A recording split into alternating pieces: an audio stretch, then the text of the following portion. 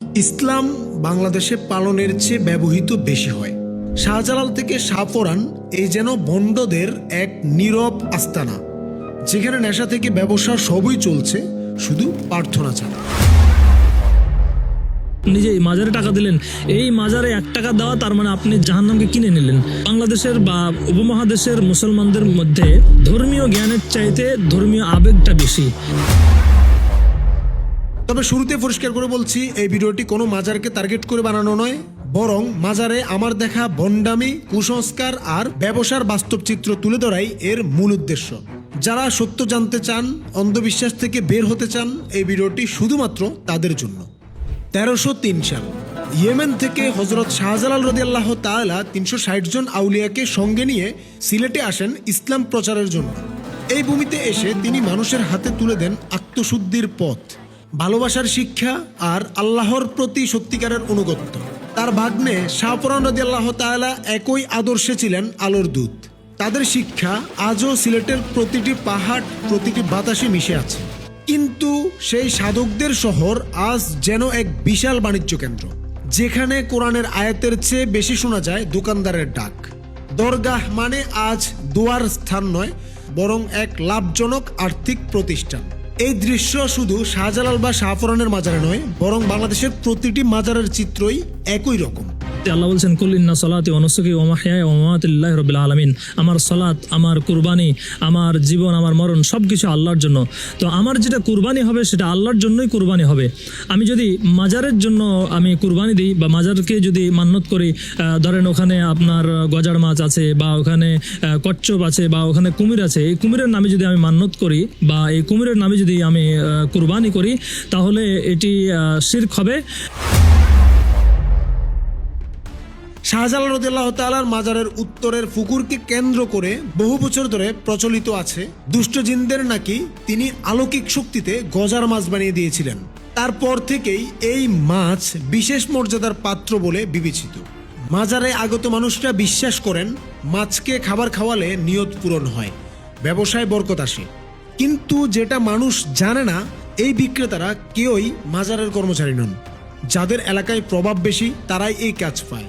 গজার মাছের খাবার হিসেবে বিক্রি করা ছোট পুঁটি মাছ, কবুতরের খাবার, আগরবাতি সবকিছুই চলছে এক অদৃশ্য স্থানীয় চক্রের নিয়ন্ত্রণে। আমার তো মনে হয় যদি শাহজালাল বা শাহপরান ওনারা যদি জীবিত হয়ে আসেন, তাহলে সর্বপ্রথম যেটা কাজ করবেন, যে যারা এটা পরিচালনা করছেন এদেরকে সর্বপ্রথম আগে পিটাবেন। কারণ এটা তার কোনো উপকার হচ্ছে না।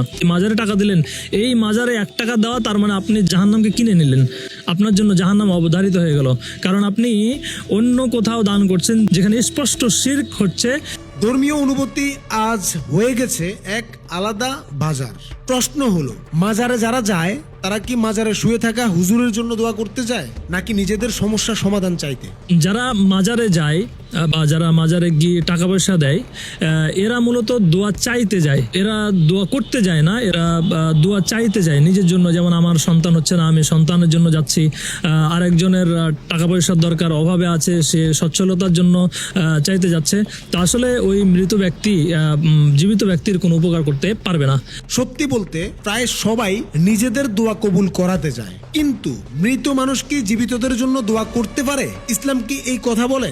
যদি না পারে, তাহলে আমরা আসলে কাকে টাকা দিচ্ছি এবং সেই টাকা কোথায় যায়? সাধারণত মাজারের মূল প্রাঙ্গণে উঠতে জুতা খুলে উঠতে হয়। জুতা হারানোর ভয় থাকায় মানুষ জুতাগুলো জমা রাখেন, সেখানেও আবার দিতে হয় টাকা। এই যে সাধারণ মানুষ কোটি কোটি টাকা দান করেন, এই টাকা আসলে কোথায় ব্যয় হয়? মাজারে শুয়ে থাকা হুজুর কি টাকা নেন, নাকি এই টাকা আরেকটি লুকানো ব্যবসার দিকে প্রভাবিত হয়? শাহপরানের মাজারে চলছে আরেক রমরমা বাজার। 20 টাকার আগরবাতি, গোলাপ জল বিক্রি হচ্ছে 200 থেকে 1000 টাকা পর্যন্ত। বড় লোকদের গাড়ি দেখলেই ব্যবসায়ীগুলোর দৌড়াদৌড়ি বেড়ে যায়, মাজারের জন্য নিন, দোয়া কবুল হবে। কিন্তু ইসলামে কোথাও কি বলা আছে দোয়া কবুল করাতে সুগন্ধি কিনতে হবে? অবশ্যই না। শাহজালাল রাদিয়াল্লাহু তাআলা ও শাহপরান রাদিয়াল্লাহু তাআলা এমন সাধক যারা মানুষকে নিজেদের ভেতরের অন্ধকারের সঙ্গে যুদ্ধ করতে শিখিয়েছেন। তাদের শিক্ষা ছিল আল্লাহকে ভালোবাসো, আল্লাহর কাছে চাও। কিন্তু বর্তমান মাজার সংস্কৃতি বলছে মাজার ভালোবাসো, মাজারে টাকা দাও, তোমার সন্তান হবে, সমস্যা মিটবে, ব্যবসা বাড়বে। এটা কি তাদের শিক্ষা? না, এটা কুসংস্কার। লোকজন মাজারে যায় নিজেদের সমস্যা সমাধানের নিয়তে, কিন্তু একজন মৃত ব্যক্তি কিভাবে দোয়া করবে? ইসলাম বলে মৃত মানুষ দোয়া করতে পারে না, বরং আমরা তাদের জন্য দোয়া করতে পারি। তাহলে প্রশ্ন, মাজারের সেই হুজুরের জন্য দোয়া কি মসজিদে বসে করা যায় না? মসজিদ তো আল্লাহর ঘর। তো আমরা যে কোনো কবর জিয়ারত করতে পারি, যে কোনো কবর সেখানে যেতে পারি, কিন্তু সেখানে আমরা সাহায্য চাইতে পারি না। তাদের জন্য দোয়া করতে পারি যে আল্লাহ তাদের কবরের আযাবকে মাফ করে দিন, আল্লাহ তাদের জীবনের গুনাহ খাতাকে মাফ করে দিন, আল্লাহ রাব্বুল আলামিন তাদেরকে জান্নাতবাসী করুন। এভাবে আমরা দোয়া করতে পারি। বাকি এই দোয়া করার জন্য আপনাকে কবরস্থানে যেতে হবে এটাও বাধ্য না। আপনি যে কোনো জায়গা থেকে যে কোনো ব্যক্তির জন্য আপনি দোয়া করলে সেটা আল্লাহ রাব্বুল আলামিন দোয়া কবুল করবেন। আর মৃত হুজুর আমাদের জন্য যদি দোয়া করতে না পারে, তাহলে আমরা যে টাকা দিচ্ছি সেটা আসলে কার জন্য, কোথায় ব্যয় হচ্ছে? যতদিন আমরা বিশ্বাসকে টাকায় মাপতে থাকবো, ততদিন এই দেশ, এই ধর্ম আর এই আধ্যাত্মিক শহর তার সত্যিকার পরিচয় পাবে না। আপনারা মাজারকে কিভাবে দেখেন এবং মাজার বিশ্বাস করেন কিনা সেটা কমেন্ট করে অবশ্যই জানাবেন। আজকের ভিডিও এই পর্যন্ত।